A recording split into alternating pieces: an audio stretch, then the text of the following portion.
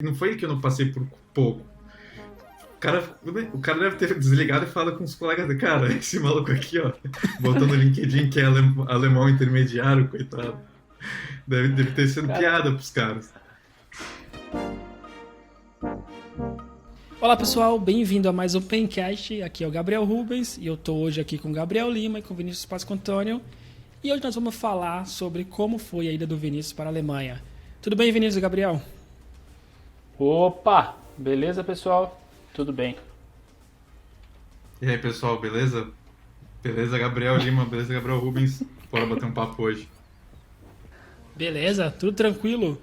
Então, Vinícius, hoje a gente tem o objetivo de falar como foi tua ida para a Alemanha, certo? Para falar desde o começo, de como foi a tua vontade, como que surgiu, se tu já sabia alemão ou não, como foi o processo com RH, como foram as entrevistas até a hora que tu chegada lá.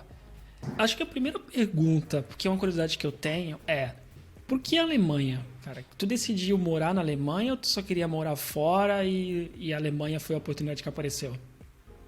Então, Rubens, eu comecei a pensar em trabalhar fora do Brasil depois de eu ter feito um mochilão. Em 2015 eu fiz um mochilão, 40 dias eu fui pelo leste europeu e comecei em Berlim. Berlim, Ah, Amsterdã, fui para Munique também, então eu conheci na Alemanha Berlim e Munique e percebi que o transporte é muito bom e que você tem a oportunidade de conhecer outros países estando na Europa. E aí eu tive vontade de trabalhar na Europa para poder, fim de semana, férias, conhecer outros países, que é uma diferença que a gente tem no Brasil. Por exemplo, no Brasil eu morava em Santos e com o dinheiro que eu poderia conhecer outro país na Europa, eu conseguia pegar um ônibus para Jabaquara e conhecer São Paulo. Então, principalmente essa oportunidade de conhecer outros lugares, outras culturas, foi o que mais me fez ter essa vontade de trabalhar na Europa.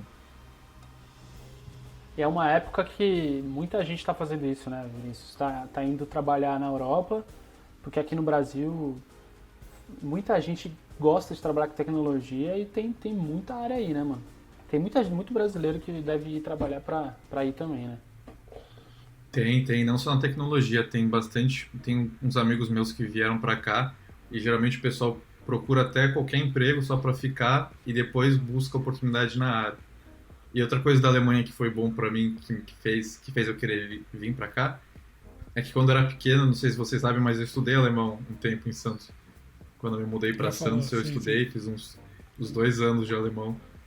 Eu me mudei e comecei a aprender inglês, na verdade, porque eu sou filho de professores. Então, assim, uma, uma, a vantagem que eu tive na vida é que eu nunca precisei pagar para ter escola pública, escola particular, perdão. Então, meus pais conseguiram pagar um curso de inglês. Só que o meu irmão mais novo, ele não quis fazer inglês. Eu não sei porquê. Ele falou, mãe, eu quero aprender alemão. E tinha uma escolinha de idiomas do lado da escola que a gente fez inglês. E aí eu levava ele para a aula de alemão. E a professora, como eu era novo, eu estava na terceira série, ele estava na primeira série, eu acho. Ela falou, ao invés de você ficar aí esperando seu irmão, participa com a gente, fica de ouvinte. E aí eu fui começar a aprender, estudar. Então, desde essa época eu já tive contato com o idioma alemão e com a cultura. Cara, Então, você tá peraí, falando quantos que... anos? Terceira série? 2012 eu devia ter 10 anos, 10, 11 anos. O meu irmão é 1 ano e 9 meses, não, 2 anos mais novo, ele devia ter 8. Cara, na terceira série você tava estudando alemão já, cara. Eu lembro de na terceira série, tava estudando nem inglês, e quando eu estudava inglês era verbo to be só, mano. E ficou até a oitava série assim. Pô, mas irado, velho. Irado. Mas assim, você não deve ter aprendido. Assim, você lembra de ir estudando alemão, assim, na quarta, quinta série, sei lá. Quando é que você foi voltar a estudar alemão? Você ficou estudando alemão até ensino médio? Sim, Era e também engraçado se tu perguntar isso estudava porque, mesmo, tu ia pra aula só. E quando tu é pequeno, tu não então, vê a importância, né? Mas tu. eu era o mais velho da minha sala. Tinha o meu irmão que estava na primeira série e tinha mais 3 crianças que eram mais novas que o meu irmão. E assim, a gente não sabia nem o que era verbo em português. Imagina, a professora não tinha como ensinar a gramática pra gente em alemão, se a gente não sabia em português. Então as aulas, na verdade, era meio que diversão. A gente ficava a aula inteira cantando música, jogando joguinho, pra ir tendo contato com as palavras. E aprendendo alemão, né? Então, na verdade, assim, nessa época eu não aprendi mesmo gramática, a falar, mas eu já tive contato com o idioma e aprendi palavras, aprendi como estruturar uma frase. E depois, mais pra frente, eu decidi, já quando eu trabalhava, fazer um curso de alemão no Brasil pra encerrar esse ciclo, né? Porque eu tinha investido 3 anos quase na minha vida brincando de alemão. Eu falei, sábado nada pra fazer, vale a pena terminar esse ciclo e aprender alemão mesmo. Cara, irado, velho. E essa forma de aprendendo com música, com o dia a dia, né? É a melhor forma, né, cara? Eu sempre ouvi muito falar disso e tal. E, inclusive, a minha filha, por exemplo, eu coloco às vezes uns desenhos em inglês e todo mundo fala que é o melhor jeito de se aprender, porque ela vai vendo uns desenhos, tipo, vai ouvindo coisas do que ela, como se estivesse conversando, sabe? É a melhor forma, né? Você não tá aprendendo estrutura ali, você tá vendo na real como que se fala, né? É mais fácil, né? Por exemplo, em inglês eu nem sei explicar como que eu aprendi inglês, porque eu comecei cedo também. E é o que tu falou, eu lembro que tinha Magic English, VHS, minha mãe gravava, tava um jeito de gravar e eu assistia. E aí vai mais natural, bem, bem legal que tua filha tá aprendendo também, bacana. Boa. Legal. E, assim, legal, tu falou da parte do teu mochilão, tu falou que tu começou a estudar alemão bem cedo, mas eu queria voltar na parte do mochilão. Quantos países tu conheceu naquela época e por que a Alemanha ainda? A minha dúvida, porque tu fala assim, eu fiz o mochilão, então tu passou por vários países, mas talvez porque tu já sabia alemão, tava aprendendo, ou teve alguma coisa a mais que te chamou a atenção lá? Boa, vamos lá. Eu conheci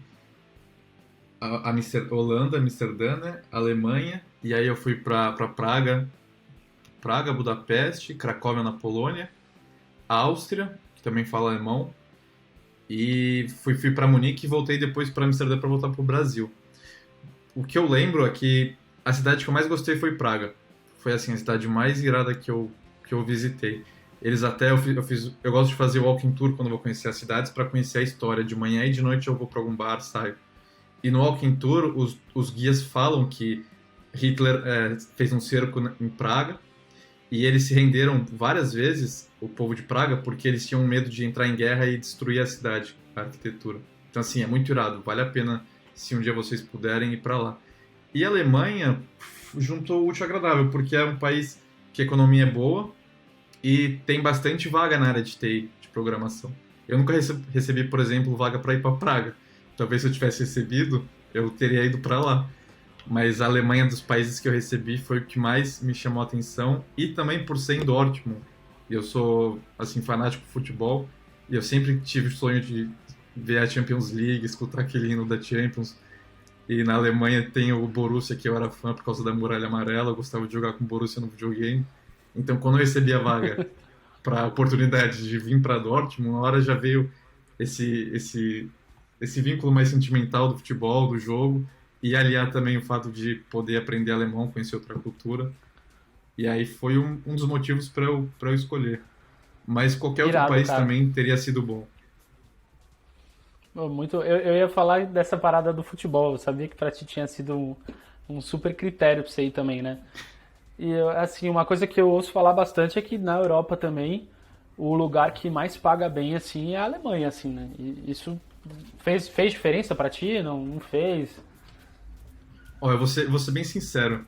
Geralmente, quando você recebe vaga para a Europa, recomendam você ver o custo de vida no país para comparar, porque por mais que receba mais, tem imposto, tem que ver se a cidade tem um custo de vida mais alto ou não.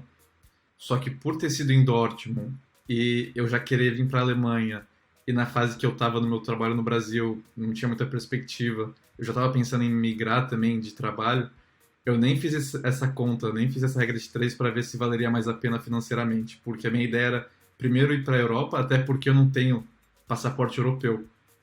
Então, foi uma empresa que ia bancar meu visto, ia ser um facilitador, e na minha cabeça era, eu vou para lá, se eu não gostar, eu tô na Europa, eu consigo fazer entrevista mais fácil, e se eu gostar, irado, deu certo. E eu tô aqui há 3 anos já, mais de 3 anos. Bom, sinal que tá dando certo, né? Tu tá aí e não tá pensando em mudar agora, né? Pelo que eu sei. Não, ainda não. Mas, bom, então tu entrou num ponto que é interessante. Tu começou a falar um pouco sobre a entrevista e essa é a parte que eu mais tenho curiosidade, pra falar a verdade, assim, de como que foi o processo de entrevista. E a primeira coisa que eu queria te perguntar é quantas entrevistas tu fez pra Alemanha? E como que tu achou as empresas ou como as empresas te acharam? Beleza, vamos lá. Eu acho que para eu explicar isso, tem que explicar antes como que era a minha situação no Brasil, o trabalho que eu tava. Porque eu sempre trabalhei, tipo, geralmente eu trabalhei com um projeto de consultoria, projeto assim temporário de 1, 2 anos, e aí eu tive a oportunidade de ir pro Walmart. E para ir pro Walmart, você tem que fazer prova. E geralmente é uma prova técnica bem complicada, até pelos desafios que ele tem lá de ter que aguentar Black Friday, tem que aguentar requisição, é um e-commerce, tem que lidar com dinheiro, então são áreas muito sensíveis que você tem que ser tolerante à falha e conseguir escalar. E ter conseguido passar nessa prova e estudado para essa prova e conseguido ter experiência e me firmado na empresa, até no projeto que eu estava, que era um projeto crítico lá dentro, que era um MS, era meio que o centro do post-purchase, que é depois que o cara faz a compra, ele tem que conversar com outros sistemas, tem que ver se vai ter estoque, qual rota que vai fazer. Enfim, tem vários desafios técnicos que para a Europa são importantes. E isso fez com que eu começasse a receber mais vaga no LinkedIn. Porque aí eu tinha mais experiência técnica, eu tinha essa parte de event driven, né, que a gente trabalhava com microserviços. Na época, 3 anos atrás, estava o hype de microserviços. Então eu comecei a receber bastante vaga para a Europa por conta disso. Então tinha um LinkedIn em inglês, muito importante se tu quer vir para a Europa, tem que ter um LinkedIn em inglês, que é assim que o pessoal acha. E eu comecei a receber vaga, eu nunca procurei ativamente, porque eu não pensava em sair do Walmart, mas aí, enfim, o Walmart estava fechando, eu estava começando a ver para outros lugares no Brasil mesmo, e eu comecei a ler com mais carinho as mensagens que eu recebi no LinkedIn. Porque geralmente eu recebia a mensagem, eu via, tá em inglês, respondiam, ok, não tenho interesse agora, mas obrigado. E eu comecei a voltar nesses caras que tinham mandado mensagem. E falei, oi, sumido, como que você tá? Pô, ia ser legal trabalhar aí. E teve um cara que era uma vaga que nem era para Alemanha, na verdade, era para trabalhar em Barcelona, na Rakuten. E aí marcamos uma reunião no Skype, a gente conversou, tudo em inglês. E ele falou, ó, cara, teu perfil é bom, tem outros clientes aqui. Porque geralmente o que a gente procura no LinkedIn são empresas de recrutamento. Ó, tem outros clientes aqui na Europa, tem Alemanha, tem Holanda. E aí me passou essas vagas, eu me interessei e aí a gente marcou outras reuniões sobre isso. Tá bom, boa. Essa que tu falou agora foi a que tu começou a trabalhar, né? Não, a Rakuten era uma entrevista que eu ia fazer para a Espanha. Aconteceu que eles pediram para eu fazer uma prova, só que demorou tanto para eles entrarem em contato comigo que nesse meio tempo eu já tinha acertado com a que eu tô hoje. Aí eu meio que nem fiz. Mas para a Europa eu fiz para o Banco N26 também. Na época eu fiz, não passei, tinha uma prova técnica para fazer, uma prova bem difícil, e até por isso eu comecei a estudar estrutura de dados. É uma diferença entre as entrevistas geralmente do Brasil e da Europa. Na Europa geralmente são processos meio que tipo as entrevistas que fazem no Google, na Amazon, Microsoft, Facebook, as grandes, né? Que eles querem que você resolva desafios com o mínimo com o Big O Notation, né, que é a complexidade do código, o menor possível. E para isso você precisa saber estrutura de dados. E aí eu comecei a estudar isso para as outras entrevistas. E acabou que apareceu essa oportunidade de Dortmund. A gente marcou uma reunião, uma conversa no Skype, né? Conversei com o recrutador. A primeira fase sempre é em inglês, é padrão assim. Eles te chamam para ver se o inglês é bom, para ver como que é a tua parte pessoal, se alinha com os valores da empresa. Não chegam a falar salário ainda, mas eles já tentam sondar uma pretensão salarial, quanto que tu ganha. E aí eles marcam uma outra entrevista, geralmente com o cliente deles ou com o time técnico, para poder ver se você está apto a trabalhar, né, ou não. Irado. E nessas todas que você fez em inglês, você já teve alguma dificuldade em fazer entrevista em inglês ou não? Realmente aqueles filminhos que sua mãe colocava, o jeito da sua mãe já te ensinar inglês desde pequeno já te ajudou nessa hora também? Ó, vou ser bem sincero. Eu fiz bastante inglês, eu sei falar bem, mas toda entrevista dá um nervosismo, dá medo de falar e a pessoa não entender, porque geralmente você fala com outras pessoas que a língua mãe não é inglês. Então você fala com pessoas de outros países que têm sotaque, e às vezes é difícil de entender. Às vezes o meu sotaque brasileiro o pessoal não entende. Então, assim, eu sempre mandei bem, mas eu sempre ficava com aquele pé atrás, aquele friozinho na barriga, de conseguir me fazer entender e entender, né? Deu certo os filmes em inglês da minha mãe.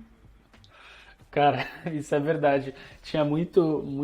Eu já fiz algumas entrevistas em inglês também, sempre tinha uns accents, né? Uns sotaques que eram mais difíceis de entender, cara.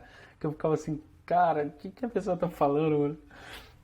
A primeira coisa que eu aprendi foi falar assim, your accent is hard to listen to. A primeira coisa era pedir desculpa porque não entendia o sotaque direito. A primeira coisa que eu me comprometi a aprender inglês foi essa. Não, tô zoando, cara, mas era tenso aprender, né? Dependendo de algum. A gente não tá tão acostumado com esse inglês mais britânico, às vezes, né? Às vezes a gente aprende, a maioria dos inglês é mais americano e tal, né? Isso daí deve ter feito um pouco de diferença pra você também, né? E até por não usar, né, no dia a dia, a gente não pratica, esquece, né? Não tem como, tem que praticar. Se você não usa, você vai esquecendo. E ficar sem confiança também. Mas é o que tu falou. Sorry, can you repeat, please? Tem que entender que não tem problema. Eles sabem que não é a sua língua mãe e ninguém tá fazendo um favor pro outro. Eles querem te contratar e você quer um emprego. Então você tem que ir bem tranquilo. Se não entender, fala que não entendeu, pede para repetir. E tem que ir na cara e na coragem, confiança e vai treinando, vai vendo feedback e vai praticando mais, né? Que uma hora vai ficar bom.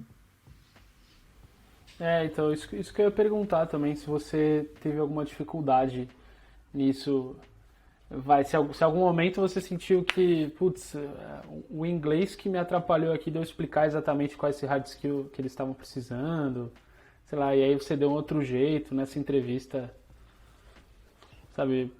Nessa questão de língua atrapalhou eles entenderem qual era o hard skill que eles estavam precisando lá. Entendi na parte mais técnica, não, nunca tive problema. Aliás, eu tive um problema com alemão agora que eu lembrei no Brasil, porque eu apliquei para uma vaga para Blumenau, tô lembrando agora. Eu ia E falar, eu tinha ia que, sa- perguntar disso, eu lembro dessa história. e Eu tinha que tava saber contigo. alemão. Eu acho. Eu tô lembrando agora, eu tinha esquecido. Eu acho que um trauma apaguei da minha memória, agora eu lembrei. E tinha que saber alemão. E, pô, eu fiz 3 anos de alemão quando eu era pequeno, eu sei alemão. Então eu falei que eu sabia. Marquei a reunião com os caras, fiz a entrevista, a gente conversou. Ele falou: Vinícius, você se importa de eu falar alemão agora contigo? Não, pode falar.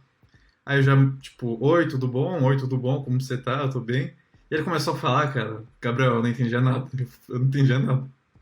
Eu nem, cara, eu tô lembrando agora, dá até vontade de chorar. Eu não sabia nada de alemão, não conseguia comunicar, entender o que ele tava falando. E aí na hora ele já falou: ó, puta, a gente precisa de alguém que fale alemão.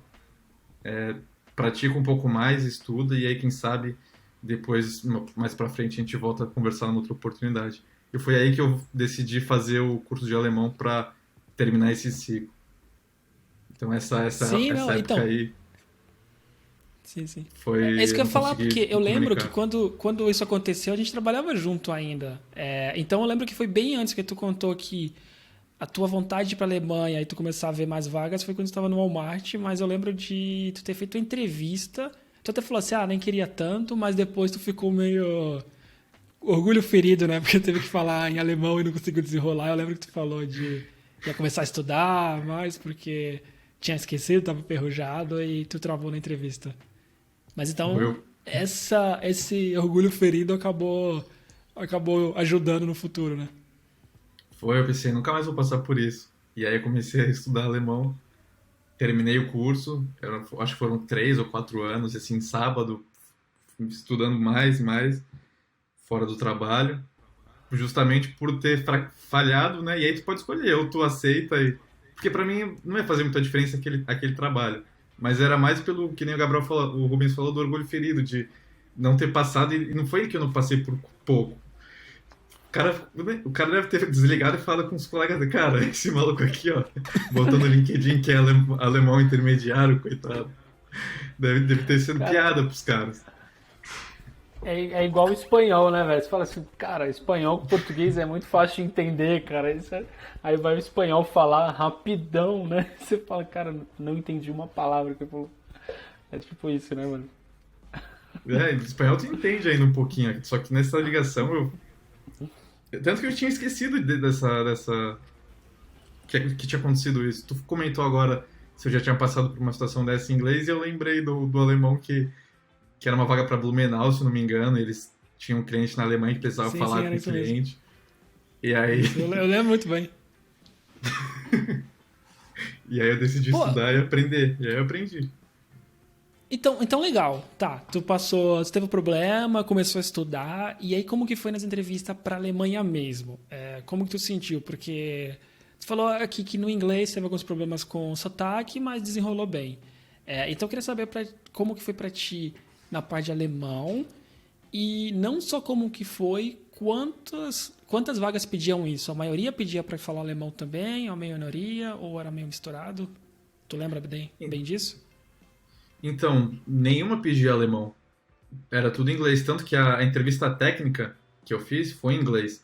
Eu falei, assim, eu falei primeiro com o cara do RH, ele trabalhava para alguma empresa, e todo esse processo foi em inglês.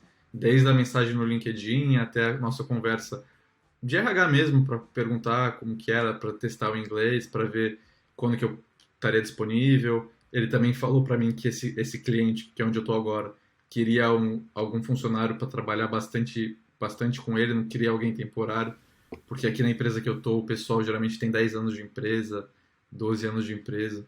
Então eu lembro de ter conversado isso com ele. E aí fez essa primeira fase do papo de RH e eu falei direto com o meu chefe, que a gente falou tudo em inglês. Então a gente ficou umas 3 horas em ligação, conversando sobre parte técnica, sobre como que a gente, na época do Walmart, resolvia os problemas de escalar, de ser tolerante à falha, de integração com os outros serviços, como que usava o Event Sourcing, porque para essa vaga que eu tô hoje, eles trabalham com Event Sourcing, Event Driven, e é um site de aposta de jogo. Então, para eles é muito importante ter essa conversa mais reativa, poder cair e não depender de um serviço só, até para poder ter as odds, né, funcionando. Então foi uma conversa técnica bem extensa. E aí ele gostou, eu também gostei, e aí a gente marcou outra reunião depois. Então teve essa reunião técnica e depois teve outra reunião que era mais para ver disponibilidade, para ver quando que eu poderia ir, o que eu precisava fazer, porque depois de eu aceitar a vaga, teve toda a jornada de conseguir o visto no consulado, que demorou uns 2 meses também. Legal. Então, antes da gente passar pro visto, que também é uma das maiores curiosidades que eu tenho, porque a gente nunca conversou sobre isso, e eu sei que, dependendo do país, o processo de visto é lento, é complexo, muita documentação. Mas antes disso, eu queria saber um pouco mais da entrevista. E eu queria que tu falasse de duas coisas diferentes, que o que eles pediram mais, pensando na parte tecnicamente, nessa vaga que tu passou e nas outras? O que tu sentiu de diferente? O que tu teve que estudar mais porque viu que o pessoal estava pedindo? Boa. Nas outras, uma recomendação para quem está ouvindo e tem interesse, tem um site que é muito bom para isso, o HackerRank, LeetCode, que são sites de desafios de programação. Então, geralmente, as provas eram nesse sentido, eram exercícios desses sites, onde eles te dão uma questão, por exemplo, um mensageiro tem que ir de um ponto A para um ponto B, qual que é o caminho mais rápido? E aí você tem que usar algum algoritmo específico para poder ter menos complexidade, usar menos tempo, menos memória, né?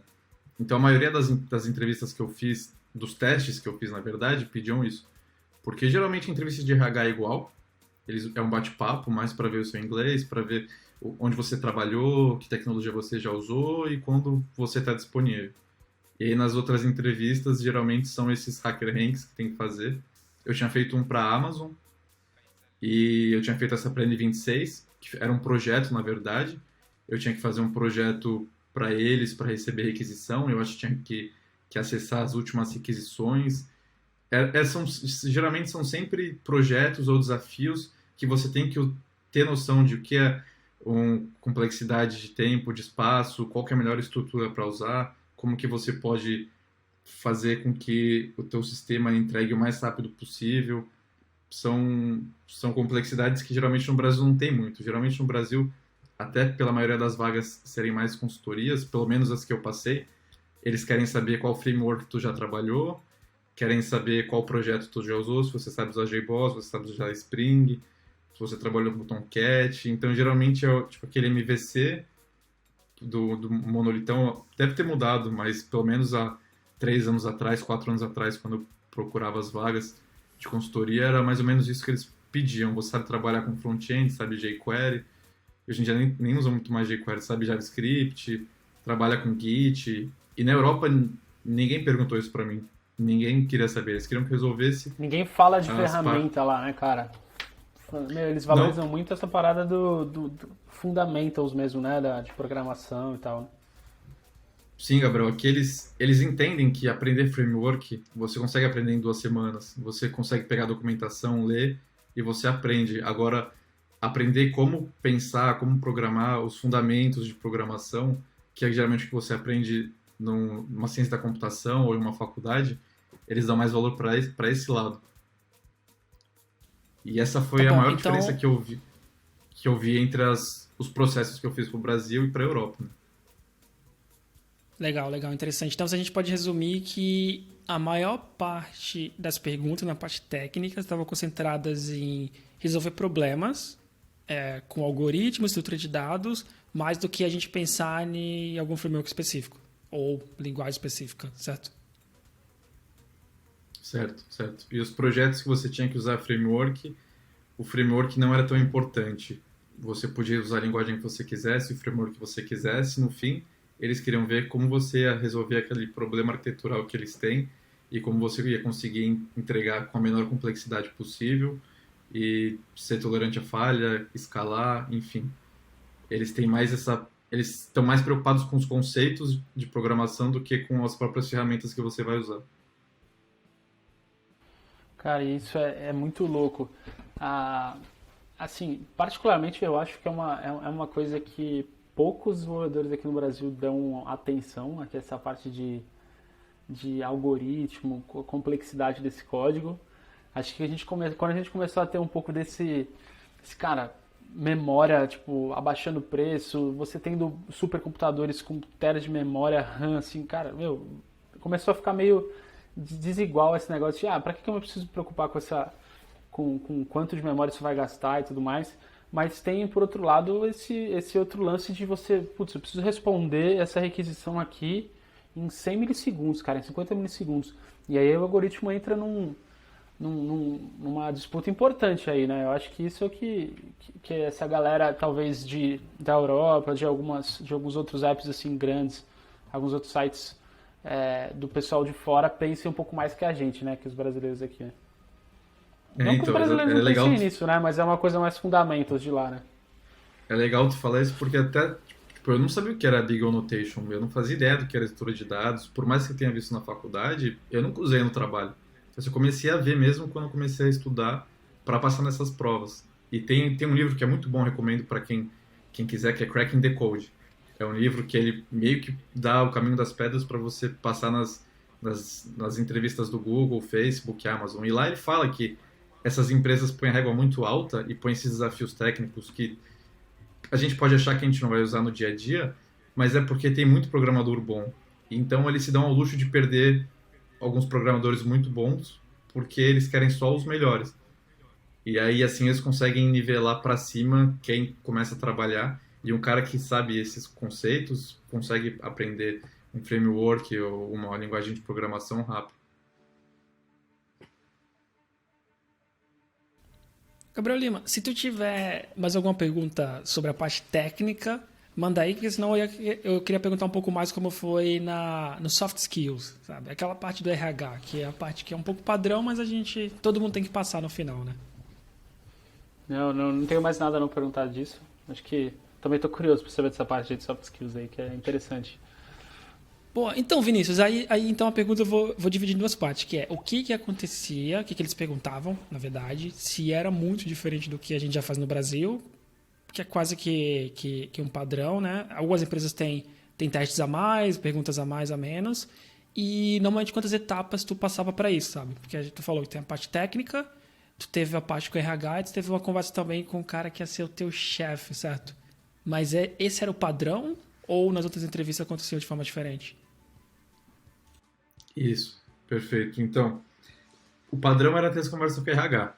Sempre tinha, o próprio recrutador ele te abordava no LinkedIn e marcava um bate-papo contigo. E geralmente eles perguntavam quais empresas você passou, até para poder comparar o que você fala com o teu currículo. Eles sempre pediam um currículo antes, para poder ter um currículo exato antes de mandar para o cliente deles, né? Para eles também não mandarem candidatos que não estão nas expectativas do cliente. Então eles perguntavam sobre a sua trajetória, onde você trabalhou, se você tinha disponibilidade ou não, qual que era a disponibilidade, tudo isso em inglês. Então eles já iam testando o teu inglês também. E eles falavam bastante da empresa. É bem parecido com é no Brasil. Então eles se apresentavam, falavam qual que era o cliente que eles tinham, qual era a empresa, que no caso era uma empresa de apostas, que o dono estava preocupado em ter relação de longo termo com os funcionários, se eu estava pensando em ir para pular para outro trabalho, se eu estava pensando em ficar mais tempo. E é bem parecido com o que a gente tem no Brasil. Não foge muito, não. A diferença é que é em inglês. E aí depois tem empresas que tem uma entrevista técnica, você fala com o pessoal mais sênior, líder técnico, e tem empresas que eles passam direto essas provas. Então eles já conseguem te descartar ou te passar para outra fase antes. Então eles não têm que gastar muito tempo ou não precisam falar com muitos candidatos.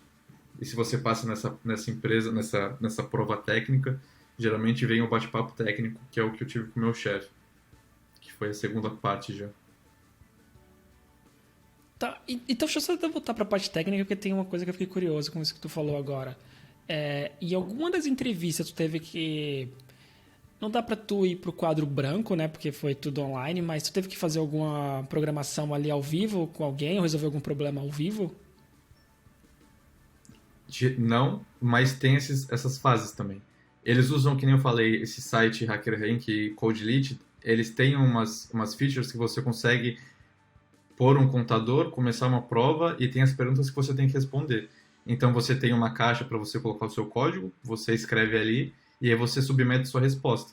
E você pode submeter quantas vezes você quiser. Então você vai fazendo, vai mandando, até ver se você passa em todos os testes, que são 10 testes para ver se beleza, tua solução funciona, até testes de beleza, tua situação funciona, e funcionaria no pior caso, com N requisições, ou com um servidor a menos, enfim. E então essas provas geralmente são a primeira parte técnica, e depois, na entrevista técnica, tem o quadro branco, mas o quadro branco é mais para Amazon, Google, são essas empresas maiores que tem. As que eu fiz eram mais bate-papo para ver perguntas era para ver como para ver como eu resolveria problemas e soluções arquiteturais. Por exemplo, você tem um sistema que recebe um pagamento.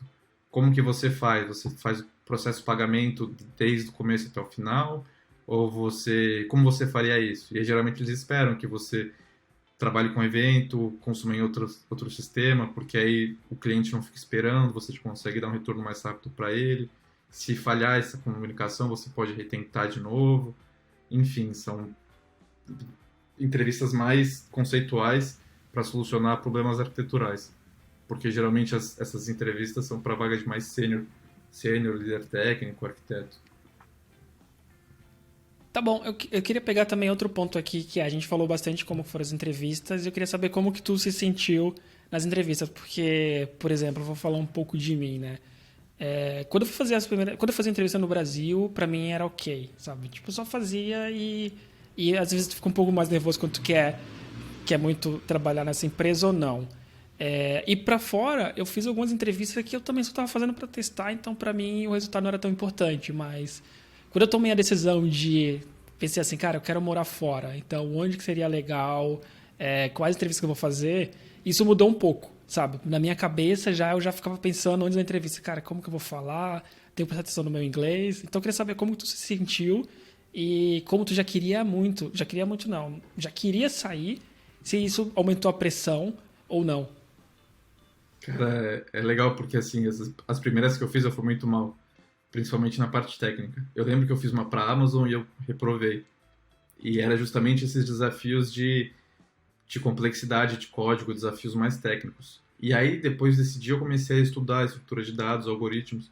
Comprei esse livro que eu recomendei para vocês, Cracking the Code, e comecei a estudar, porque eu sabia que eu queria trabalhar na Europa, eu sabia que o Walmart ia parar em algum ponto, ia ter que procurar outros empregos, tanto que eu estava fazendo entrevista para outras empresas no Brasil, e comecei a estudar esses fundamentos de programação que precisavam para as outras empresas.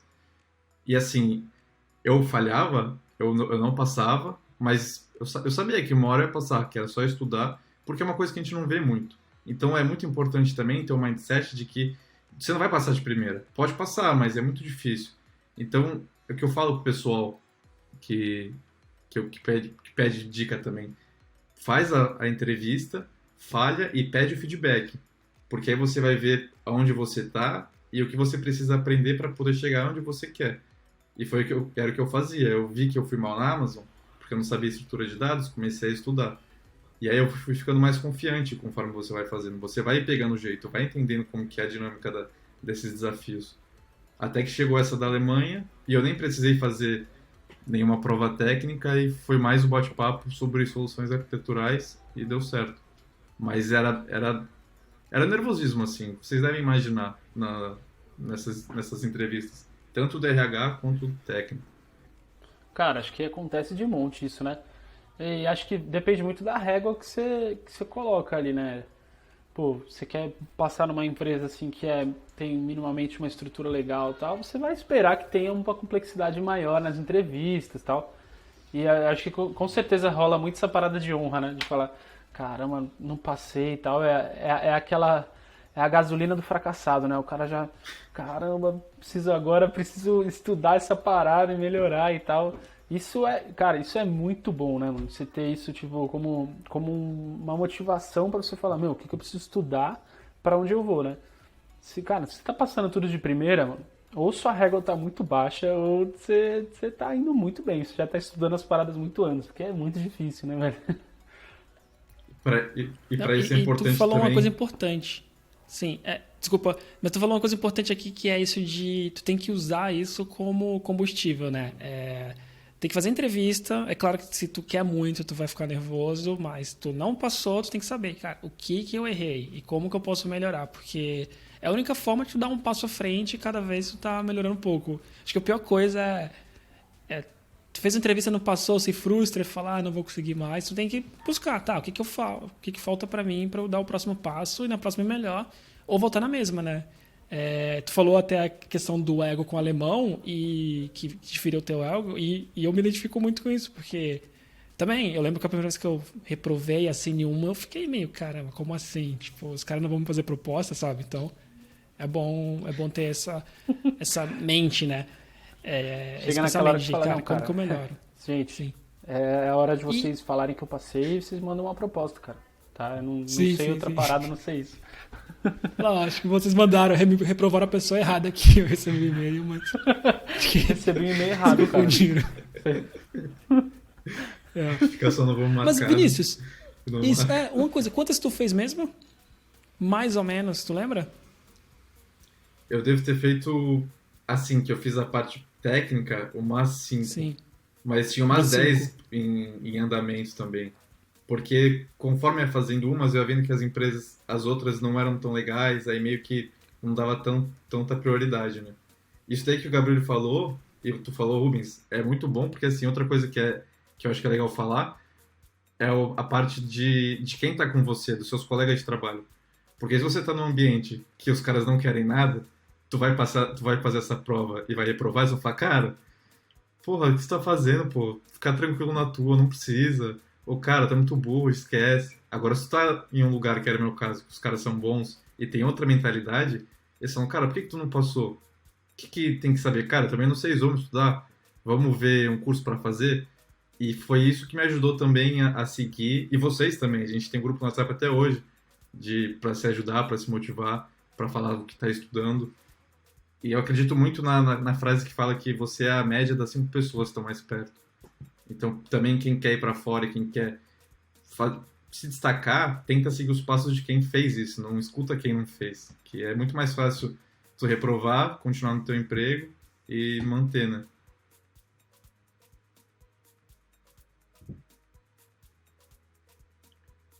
E Boa, se tu não, isso é quer, interessante o que tu e falou se da tu quer, média e hoje é mais fácil ainda porque a gente tem o online, né? Então tu se junta a comunidade, junta pessoas, segue pessoas que estão dando dica e isso sempre ajuda bastante.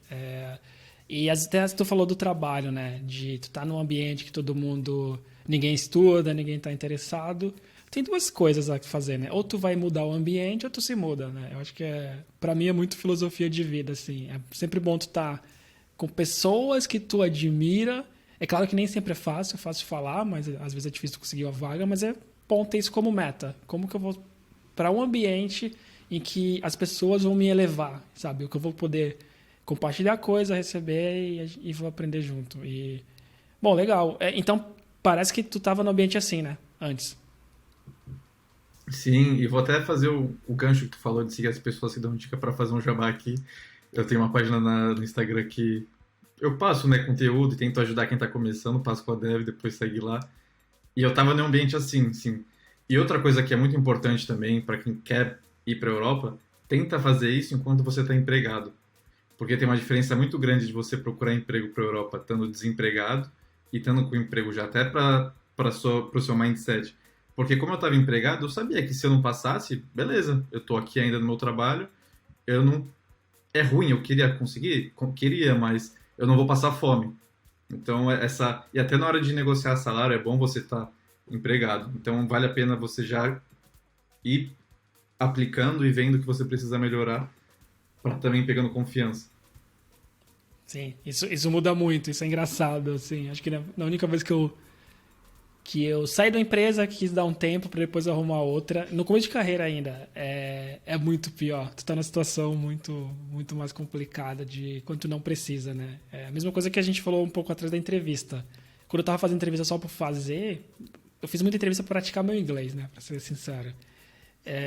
Cara, era muito fácil. E aí quando eu queria mesmo, batia um pouquinho daquele nervosismo, assim. Mas outra coisa, Vinícius, eu não entendi o teu Instagram. Tu consegue repetir? Qual que é a conta que tu dá essas dicas? Eu tenho certeza que vocês vão colocar na descrição também. Pode seguir lá. E é arroba PáscoaDev. Tu vai colocar na descrição, né? Também vou. PASQA de Páscoa Antônio, PáscoaDev. Segue lá e fala também. Manda DM e fala que vocês eram no podcast. Vai ser legal saber. Boa. Boa, legal. Cara, vai, Gabriela, desculpa. Não, eu ia justamente puxar esse papo agora de beleza, né? Você fez a entrevista e tal, e aí decidiu ir. Meu, quanto tempo demorou até você passar e até você chegar na Alemanha em si, né?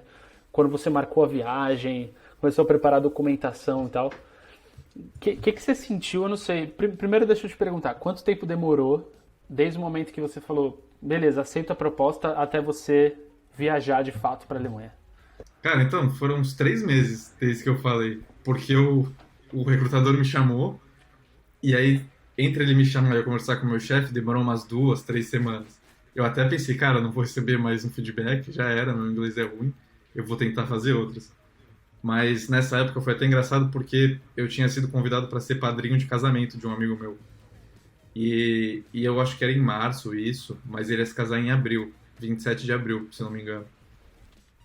E quando acertou e me perguntaram qual a sua disponibilidade, eu falei, ó, eu vou ter um casamento, só posso ir depois. E aí no dia seguinte eu peguei o avião pra vir pra cá, porque eles queriam o mais rápido possível, né? Mas demorou uns Caramba. 4, 3 meses, porque também Olha, tem que tirar o visto, né? sim, mas, cara, isso não é nada. Agora em Portugal, participando do processo de entrevista de algumas pessoas, demora 6 meses, é muito rápido, sabe? O meu mesmo, eu não lembro exatamente quanto, mas certeza que foram mais de 6 meses, sabe? Só de pegar o visto, mandar documentação, papelada. Mas o teu foi rápido, pô. E agora com essa Eu tô questão de vendo pandemia, aqui. acho que deve estar ainda pior, né? Sim, tá muito pior. Tem gente que tá pra entrar na minha empresa há quase um ano. por causa do Covid. Ele me chamou, eu tô vendo aqui, ele me chamou em dezembro. Era perto do Natal. Aí foi meu presente de Natal. E aí eu vim pra cá 1º de maio. Sim. O casamento não foi o do Gabriel Lima, porque nesse tu faltou. Então foi algum outro amigo teu aí. Cara, Esse daí eu sei que eu um tava vacilão. lá. Eu sei que tu não tava. Um vacilão, Mas. cara. Até hoje É. eu Cara, sério, tenho um pouco de mágoa, sabe? eu tenho mágoa. Top 3 arrependimentos da minha vida, isso daí. Top 3 Pô. arrependimentos. Sério, Cara, sério. a gente pode falar aqui que na verdade ele não faltou, mas que ele tava magoado de eu ter casado, da gente não ter mais aquela parceria explosão. Bromance. Acabou o bromance. Pô, foi a montanha-russa de coisas, porque uma época tu terminou, e aí tu veio, e aí, se liga, Vini, se liga. Se liga. Tô sem aliança. E a sua, na época não era esposa, mas a futura esposa tava lá com a gente. E aí, Sim. ladeira abaixo. Só pra quem tá ouvindo, com um pouco mais de contexto, é porque o Gabriel Lima e o Vinícius sempre tiveram um bromance. E aí foi engraçado o Vinícius ter faltado no casamento dele. Cara, então todo mundo falou situação, que o Vinícius tinha cara. ficado magoado. Por ter feito Situação, isso. isso vai ficar registrado, cara. Você tem que ir no Rubens registrar isso, cara. Mas isso vai ficar óbvio daqui a pouco. Vocês dois têm uma ligação especial aí, mas eu admiro. Mas olha, o Gabriel Lima falou de uma coisa interessante aí, que foi a primeira pergunta, que foi como que foi esse processo, né? Tipo, além do tempo. Vamos lá, então, entrevista, gostei da empresa, fiquei nervoso, esperei ali, me chamaram, passei. Cara, e agora vou me mudar. Antes de perguntar de ti, antes de falar de você, como foi tua família? Porque, cara, é uma mudança gigante, tu não tá saindo de Santos pra ir pra São Paulo. Então como que tua família reagiu a isso? Cara, é até engraçado tu falar isso, porque na época eu tava namorando ainda. E como eu não sou cidadão europeu e nem era casado, eu nem ia poder trazer a minha namorada da época. E, cara, foi uma decisão difícil. E eu tomei a decisão certa. Eu acho que a gente tem que se colocar em primeiro lugar. E era uma oportunidade única, eu não ia poder deixar passar. E eu acho que se eu não tivesse vindo, eu ia me arrepender pro resto da vida. Ia ficar pensando como seria. Os meus pais foi bem tranquilo. Porque, é lógico, saudade, né? A vida inteira na asa da minha mãe, do meu pai, sai assim do nada. E não é que eu tô saindo pra outra cidade, eu tô saindo pra outro continente. Não dá pra tu pegar um ônibus e me visitar. São 13 horas de voo. Eu ia pro continente, que eu não conhecia ninguém, não sabia falar o idioma. Minha mãe tava preocupada por isso também. Como que você vai se virar lá? Meus irmãos foi mais tranquilo, porque irmão é bem mais tranquilo, eles apoiaram na hora, mas eles entendem, a gente entende também. Irmão é Irmão só só tá manda um bom, beleza, mas só com e... Deus. É isso. Ele só mandou o Pix pra mim e falou, ó, não esquece de mim. Deixou o Pix lá, que nem tinha na época. Mas ele nem liga tanto. O que pesou mais foi o lance da namorada na época, de... tu vai me deixar, mas aí como tu vai pra lá, tu vai estar na Alemanha, vai ficar sozinho lá, e assim, foi muito bom. Eu agradeço demais a minha mãe, meu pai, a criação que eu tive de saber diferenciar as coisas, de saber falar não, de saber me dar valor e colocar na frente, saber que ia ser temporário, depois poderia vir, mas que eu não podia perder essa oportunidade. E então foi o único atrito assim, mas também eu me decidi rápido, eu não fiquei pensando muito, era uma coisa que eu queria, desde que eu comecei a trabalhar eu queria. Eu acho que tu lembra, Rubens, que eu apliquei para o Ciências Sem Fronteiras uma época, mas não me aprovaram para ir para a Alemanha porque eu tinha muita falta na faculdade. E... Lembro. E foi outra coisa Cara, que eu me arrependi assim. Então, você tem De a não ter dado oportunidade tanta agora faculdade. de falar que você se arrependeu, né? Falar Minha com os mãe falava, vai professores. pra faculdade, estuda. Pede perdão pros professores, cara, agora em rede nacional aí. Pede desculpa, Cara, fala que você se arrepende. eu não vou pedir porque eu faria de novo. Assim, eu não deixei de ir na faculdade pra ficar sem fazer nada. Eu sabia que eu tava no trabalho, que eu aprendia muito mais no trabalho e era uma oportunidade de crescer. E eu tenho certeza que se eu tivesse focado na faculdade, estudado, feito tudo certinho, eu não teria crescido profissionalmente tanto e não teria a oportunidade que eu tenho hoje de vir para a Alemanha, de poder trabalhar aqui. Talvez seria melhor ter vindo sem fronteiras, seria, mas eu ia ficar um ano aqui e ia ter que voltar, né? Então você tá me dizendo que você deixou de ir pra faculdade não foi pra você jogar LOL não, né? Foi pra estudar tecnologia. Não, e é até engraçado porque o único professor que eu não faltava era o Fernando Bassi, que até um abraço pra tu, que eu sei que você tá escutando. Ele tinha, no mesmo dia da aula dele, tinha futebol da empresa, e ele não deixava eu ir pro futebol. Às vezes eu ia, mas ele ficava bravo quando eu voltava pra ir jogar. E o pessoal da empresa tirava sarro dele. Mas eu nunca dei tanto valor assim pra faculdade, até talvez por não ter que pagar a faculdade, porque meu pai é professor, então eu tinha bolsa. Então eu tive esse privilégio de não ter que pagar. E aí eu, estando já inserido no mercado de trabalho, já sabia o que precisava. Enfim, a gente pode falar depois sobre faculdade e como aprender em outro podcast. É uma discussão acho que legal a faculdade também. dar um episódio legal. Mas então, beleza, Mas- legal. Foi uma explicação bem legal, boa. E só que tu acabou falando muito mais, até porque eu perguntei mais da tua família, mas como foi pra ti? Tu contou um pouquinho aí, porque tu teve que tomar uma decisão, mas como que foi? Tipo, tu ficou muito ansioso? O que parece que sim, porque tu falou 4 meses demorou muito, e 4 meses é metade do que foi pra mim. Ou foi simples? Falar, cara, só fazer o processo, esperar e vambora. Pra mim foi muito simples, até porque a ficha não caiu, eu acho. Porque quando eu recebi o sim e eu comecei a me preparar, eu estava muito atarefado no Walmart, tinha que entregar o projeto. Então nem deu tempo de eu pensar, nossa, eu tô indo para um outro continente que eu não conheço ninguém, eu não sei falar o idioma, eu não sei se esse cara que tá me contratando existe mesmo, se eu vou chegar lá e vão roubar meus órgãos. Assim, eu fui muito corajoso. E nem deu tempo de eu pensar e refletir mesmo no que estava acontecendo. Porque, que nem eu falei, uma coisa é ir para outra cidade e se der algum problema você pode pegar um ônibus e voltar para casa dos seus pais. Outra coisa é estar em outro continente que você não conhece ninguém. Eu acho que a ficha só caiu mesmo quando eu cheguei aqui. E aí eu acordei e vi que eu estava longe e não tinha mais o que fazer. Mas o processo, até por esse projeto que estava rolando no Walmart, não deu muito tempo de eu ficar pensando. Eu me decidi ir, eu sabia que iam ter os lados positivos e negativos, eu ponderei, ia ter muito mais lado positivo. E na época o euro nem estava tão alto, na época era 4 euros só. Se fosse hoje em dia eu iria, certeza. Tá quase 7. Quatro reais o euro. Né? 4 reais o euro, isso. Então, eu acho que na verdade a ficha não caiu tão cedo, demorou para cair. Porque se você, hoje pensando, talvez, não sei se foi irresponsável, mas eu não refleti tanto quanto eu acho que eu deveria ter refletido sobre essa decisão. Cara, mas eu te entendo Conforme muito. você vai ficando porque- mais velho, né, cara? Você vai pensando mais na.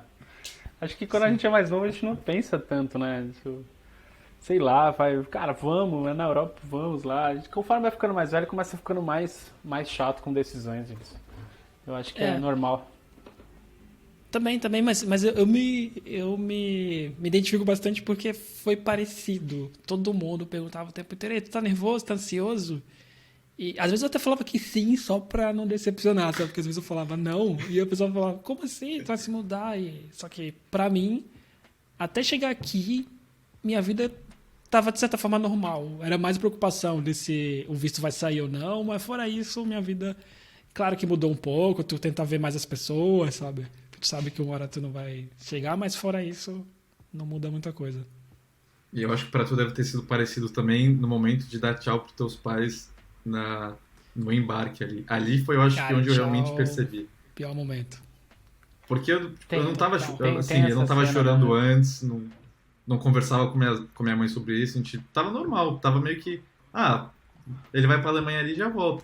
Só que na hora que você tem que passar aquele portão e aí não tem mais volta, ali foi, a gente começou a se abraçar, a chorar, aí ali foi difícil. Quem que Foi o chorou primeiro mais, fa- Vini? Momento revelação, é.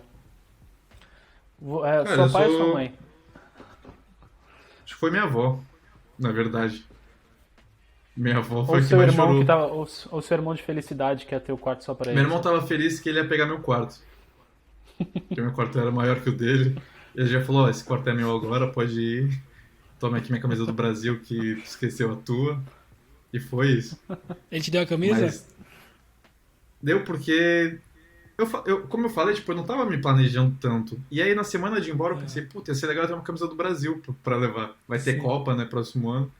E aí eu não tinha camisa do Brasil, não achava pra comprar, era muito caro.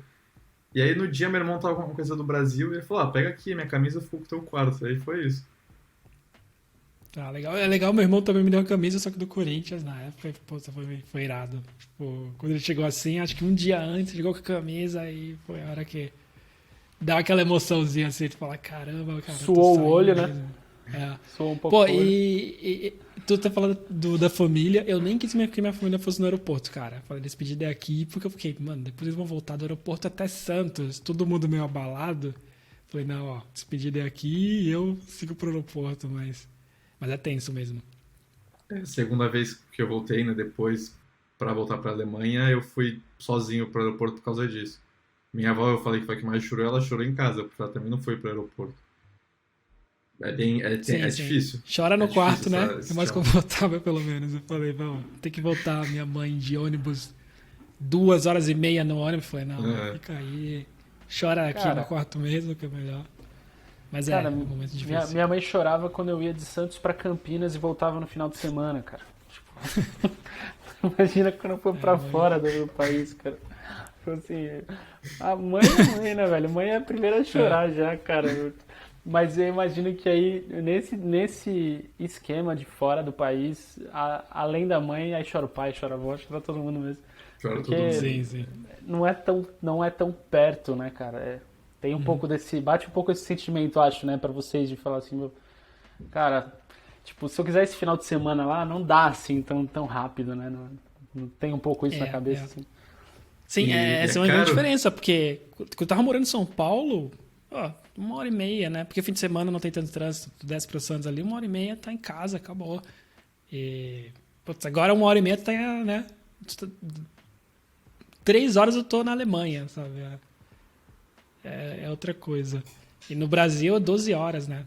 Sei lá, mais ou É, menos 12 eu, horas. eu, Não voltei eu mais lembro lá. que eu acho que eu me defendia falando, eu tenho irmão gêmeo, ninguém vai sentir falta, brincando, né, pra não ter que pensar. Mas na hora de ir embora não dá, não tem como. Eu não vou falar pra vocês, quem tiver a oportunidade de faça isso, porque é ruim. Mas já se prepara que essa despedida é difícil. Sim, sim, sim. E ligar pra casa também nos primeiros dias de festa, tá todo mundo triste ainda, né? Tipo, feliz, triste. O mais engraçado é que é uma mistura, né? Tá todo mundo orgulhoso, todo mundo feliz, falando vai mesmo, mas ao mesmo tempo tu percebe que as pessoas ficam assim, caramba, sabe? Vai, tá indo mesmo. O menino Vini tá ganhando o mundo. Sério, né? Mas Era só Vinícius, modo de falar, né? sim, Não era sim. pra você ir de É, verdade, não, gente. sim, sim, sim. Mas, cara, a gente parou bastante nesse assunto porque eu acho que é bem legal. É o que normalmente as pessoas não falam, mas é um. Pra quem é apegado à família, né? Eu tenho até um amigo que pensa, né, em morar fora. E eu não dou opinião em geral, assim. Eu tento falar o que é bom, ruim, mas eu conheço que esse cara ele é muito apegado à família. É o cara que todo fim de semana, a família dele sempre tem pagode, sabe? Todo fim de semana, mó galera, sabe? Aquela família barulhenta que vai tocar. Chega lá, tu fica perdido de tanto barulho, todo mundo falando. E eu fico pensando nisso, eu falo, cara, como que ele vai morar fora, sabe? Porque essa é parte da rotina. Ele, os irmãos, família gigante, todo fim de semana vai todo mundo na casa da mãe deles e fazer festa. Eu falei, cara, então é uma coisa que tu tem que colocar também na balança, né? Então, de viajar. Então, por isso que não é uma coisa tão falada, mas eu acho que é importante até tu falar como que foi tua experiência nisso. Mas eu gostaria então de mover um tema aqui, porque a gente falou de sentimento e agora vamos falar de outro, que é a raiva, né? A parte burocrática. É, Quantos documentos tu teve que juntar? Quer dizer, não precisa falar, mas quanto tempo demorou? Foi fácil, difícil? Como que foi a parte de documentação? Porque Cara, até sair o visto, nada é certo. Tu pode passar na vaga, tu pode ter passagem, tu pode já ter visto apartamento, mas tu tem um grupo de pessoa que vai decidir teu futuro ali, literalmente, e tu não tem nada pra fazer. É só mandar e esperar. Como que foi o teu?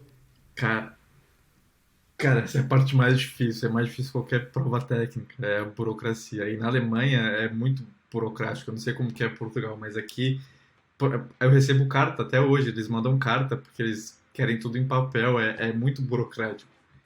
E assim, o visto que eu estava aplicando era um visto para quem é especialista, né? Que é o Blue Card que eles falam na Alemanha.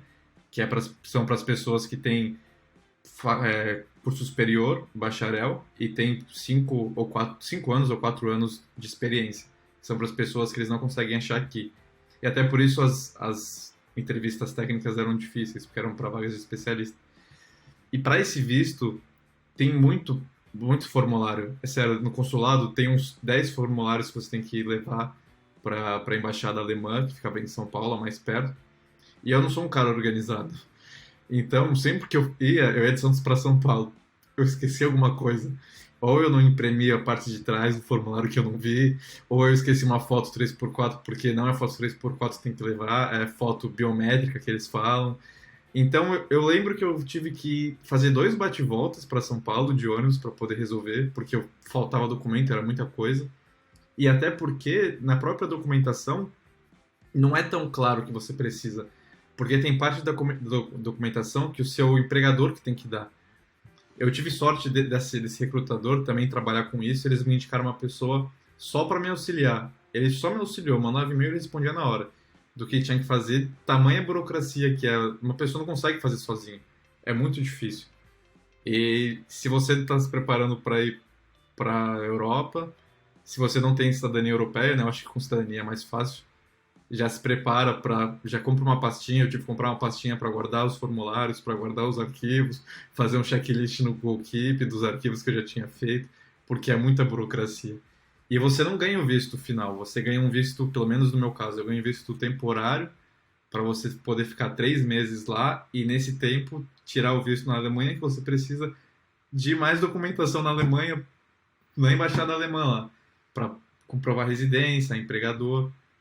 Mas um momento muito simbólico dessa parte que eu gostei foi a hora do contrato. Porque para você poder tirar o visto, você tem que levar o contrato com o empregador. Então eles mandaram para mim a versão digital, eu assinei, só para a gente já ter uma versão digital assinada, mas eles também mandaram a versão impressa pelos correios, né? Pelo DHL deles. Então quando eu recebi aquele documento foi marcante, porque, cara, eu tava ali com um contrato que eu estava empregado na Alemanha, e mesmo assim eu não podia fazer nada, porque a moça do consulado alemão falou que eu esqueci a foto e falou que eu não tinha os documentos certos, mas é bem burocrático. Eu não sei como foi o teu também, Rubens, se para Portugal é assim também. É a mesma coisa. Demora bastante.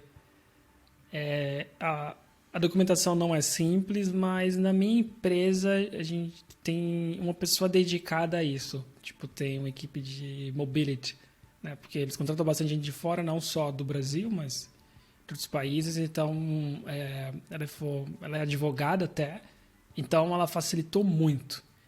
Mas mesmo assim foi complexo. Então eu não imagino a tua situação. Aqui tu teve alguém para ajudar, né? Mas eu fico pensando no pessoal que vem sozinho, sabe? Se pra mim foi difícil, foi complexo, tem algumas horas que tu fica totalmente perdido, sabe? Tu não sabe mais. Fala, o que mais eu tenho que levar? O que tá faltando? E sempre as dúvidas. Então, pra mim, pelo menos, eu acho que foi a pior parte do processo todo. Foi a burocracia. Cara, e era tanta coisa e tanto e-mail que eu tinha que trocar que eu virei especialista. Tanto que o meu chefe, quando eu estava aqui, ele perguntou para mim: Vinícius, tu consegue ajudar? A gente quer contratar uma colombiana, só que a empresa que faz isso é muito caro. Tu consegue auxiliar ela com o teu know-how? E eu conseguia, porque de tanto ter que fazer, é muito chato. Mas é uma receita de bolo. E como eu era o primeiro também estrangeiro que a empresa que eu estou tá contratando, eles estavam meio que perdidos, não sabiam me ajudar direito. Contrataram essa empresa para me auxiliar, mas, por exemplo, quando eu vim para cá, eu tive problema com a casa que eu tava. Dá para falar depois, eu acho, em outro podcast sobre adaptação, sobre atrapalhada, perrengue. Mas eu tive que me virar e foi bem difícil essa parte de eu receber o contrato até conseguir o visto. Até porque eu já estava com a passagem comprada, né? Então tinha um deadline para conseguir o visto na embaixada.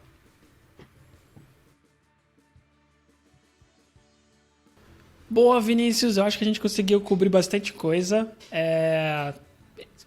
Tu tem mais alguma palavra final, mais alguma dica ou algo que a gente deixou de passar que tu acha que é importante?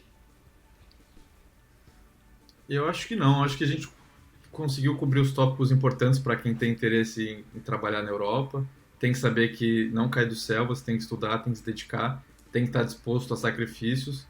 Eu vim pra cá 3 anos atrás, eu tinha 24 anos, então, sim, eu não era tão novo, mas eu era novo para a nossa área, se você for comparar com quem atua na área.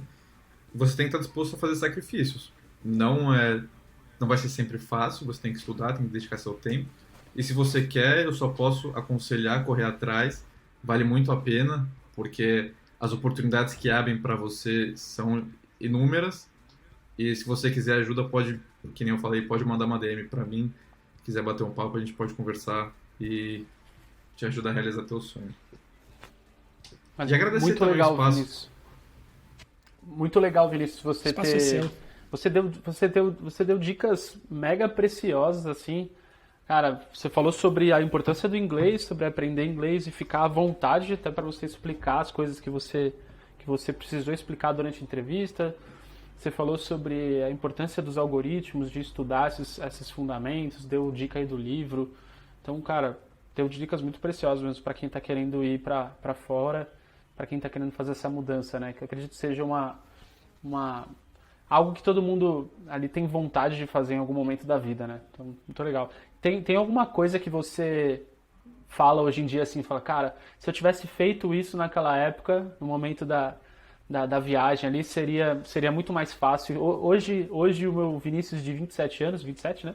3 anos depois, é isso? 27. 28. 27, hoje, ainda não... Hoje o Vinícius de não fiz 27 aniversário. anos, ele faria o que hoje para tornar esse processo de mudança, enfim, tudo que você fez aí para vir para ir para a Alemanha? Tem alguma coisa que você faria diferente? É difícil falar. Se eu conversasse com o Vinícius no início da carreira, talvez eu tivesse investido mais tempo em estudar em conteúdos mais importantes. Até porque no começo da carreira eu era um pouco acomodado, eu não queria saber de muita coisa. Vocês me ajudaram bastante, indicando ir para eventos, tipo QCon, participar, fazer curso, estudar e procurar melhorar. Eu tive a sorte de trabalhar com pessoas muito boas, que me ajudaram demais. Então, isso é o que eu daria de conselho para outra pessoa também. No teu trabalho, busca quem quer crescer, tenta fazer um mastermind das pessoas que querem a mesma coisa que você, porque gente para falar que não vai dar certo para te colocar para baixo é o que mais tem. Tenta escutar quem já passou por que você quer passar e investe seu tempo. Se você quer, se você acha que vai dar certo, se é um sonho teu, investe seu tempo e tenha coragem para fazer. Boa, obrigado pelo trabalhar com pessoas, né, que te elevam. Muito obrigado. Vou considerar isso um elogio para mim e para o Gabriel Lima. E Vinícius, muito obrigado pelas dicas. Eu acho que, de verdade, tem muita coisa assim que a gente nunca teve oportunidade de falar. Eu acho que nenhuma das perguntas que eu fiz aqui, eu tinha feito, né? A gente sempre conversa por texto, na maioria das vezes, então era mais complicado perguntar. E agora eu consegui entender realmente como foi o teu processo. Então, obrigado por compartilhar. Acho que é muito útil. Se alguém tiver mais dúvidas, vai lá no Pasquadev e também segue a gente no Instagram, vai estar aqui na descrição do podcast, os nossos links. Em breve a gente volta para falar como que foi tua chegada, né? Então acho que no próximo a gente pode começar de aterrissou na Alemanha, como que foi, né? Porque, como tu mesmo falou, tu não sabia alemão, né? Eu lembro que tu comentou naquela entrevista que eu estudei e depois eu descobri que eu não sabia alemão. E acho que não é que não sabia, é que no dia a dia é diferente do que tu aprende na escola. Então a gente volta nesse ponto e é isso, pessoal. Obrigado, Gabriel Lima, obrigado, Vinícius. A gente volta daqui a pouco para conversar um pouco mais, né? Acho que na próxima como que tá sendo a carreira do Gabriel Lima, porque eu tenho bastante perguntas, né? Para saber como que tá sendo a tua vida como tech lead. Bora. Obrigado, gente. Valeu, hein? Obrigado, pessoal. E só para falar, eu realmente não sabia. Eu fiz uma prova de proficiência e recebi um papel que fala, cara, tu não sabe nada, tu tem que começar do zero. Mas depois eu explico como que foi isso daí, que foi outra derrota também. Valeu, pessoal. Obrigado pelo tempo. Obrigado, até mais e valeu!